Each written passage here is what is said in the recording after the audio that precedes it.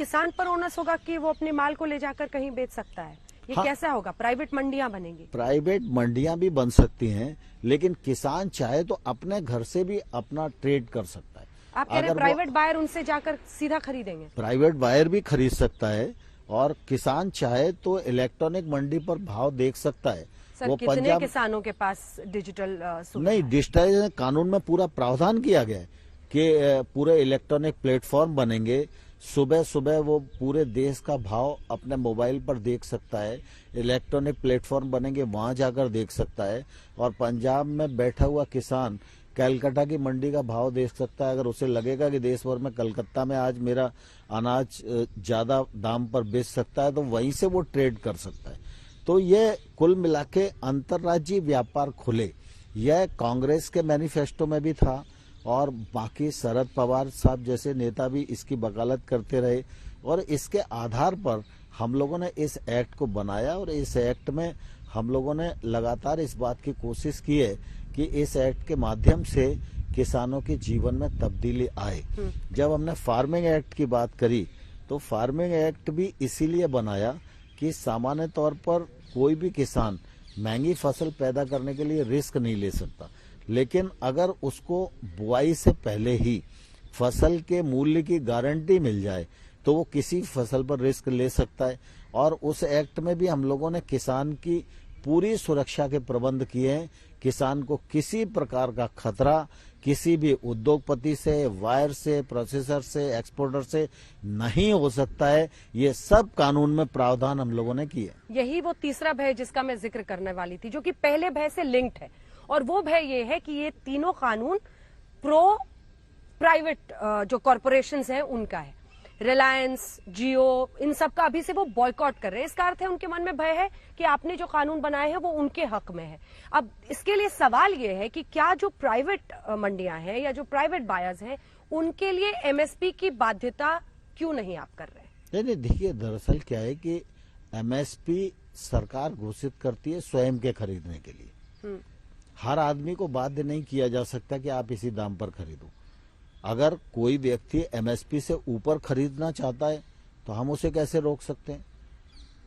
MSP तो minimum support price है, ऊपर तो कोई भी दे सकता है, उससे नीचे ना खरीदे। क्रेता और जो विक्रेता है, दोनों के बीच में जो भाव तय होगा उस भाव पर लोग खरीद बिक्री करेंगे। इसमें किसी को किसी प्रकार की शंका होनी नहीं चाहिए।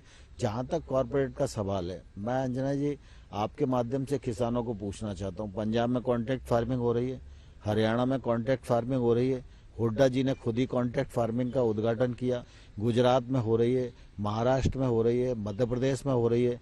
कौन से उद्योगपति ने आज जमीन पर कब्जा कर लिया?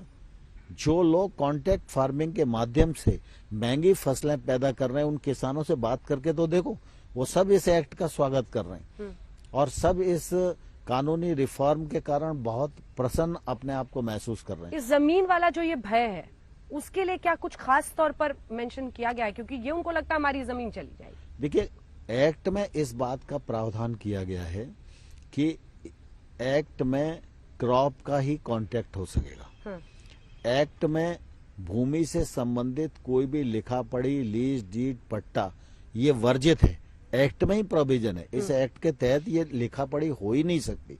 और साथ ही साथ ये भी हमने सुनिश्चित किया है कि जो व्यक्ति करार करेगा वह औसत मूल्य पहले से करार में उल्लेख करेगा, और अगर फसल आने पर महंगाई और बढ़ती है तो बढ़ा हुआ जो रेट है उसका भी कुछ हिस्सा किसानों को मिलेगा। तो एक तरफ किसान को बाजार भाव का भी हिस्सा मिलेगा, मिनिमम मूल्य की गारंटी मिलेगी। दूसरा, हम लोगों ने इसमें यह भी प्रावधान किया है, किसान चाहे तो कभी भी इस एग्रीमेंट से बाहर हो सकता है, लेकिन प्रोसेसर चाहे तो कभी भी इस एक्ट से बाहर नहीं हो सकता। वो तभी बाहर हो सकता है जब एग्रीमेंट में जो रकम उसने उल्लेख की है वो रकम उसको अदा करनी ही पड़ेगी। और उसकी भूमि, जो किसान की भूमि है, उस भूमि पर यदि किसी प्रकार का इंफ्रास्ट्रक्चर खड़ा होगा तो वो इंफ्रास्ट्रक्चर करार पूरा होने के बाद उसको उखाड़ कर ले जाना पड़ेगा। और अगर वो उखाड़ कर नहीं ले जाएगा तो जो भूमि का मालिक किसान है वो ही उसका मालिक होगा। ये भी एक्ट में हम लोगों ने उल्लेख किया है। तो किसान महंगी फसल की ओर आकर्षित हो, किसान को फसल आने से पहले मूल्य की गारंटी हो, फसल आने के बाद मूल्य बढ़ा हुआ है तो उसका भी हिस्सा मिले, किसान की जमीन के साथ किसी प्रकार की लिखापढ़ी नहीं हो सकती है। ये सब कानून में प्रावधान किए गए। उनका एक विषय ये भी आता है कि कुल मिला के किसान एसडीएम से न्याय नहीं पा पाएंगे। मैं अभी मध्य प्रदेश कोर्ट की भी हाँ मध्य प्रदेश का ही उदाहरण आपको देता हूँ। कल ही एक निर्णय आया है कि दिल्ली का कोई व्यापारी था, उसका झंझट चल रहा था, एसडीएम ने एकदम बुलाया और उसका निर्णय कर दिया, निर्णय पालन हो गया। हम लोग सोचते थे कि किसान के सबसे नजदीक मजिस्ट्रेटियल पावर वाली कोई एजेंसी है तो वो एसडीएम है।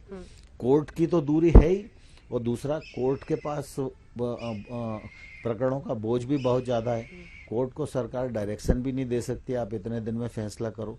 इसमें एसडीएम को हमने कानून में बांधा है कि 30 दिन के अंदर ही उसे फैसला देना पड़ेगा।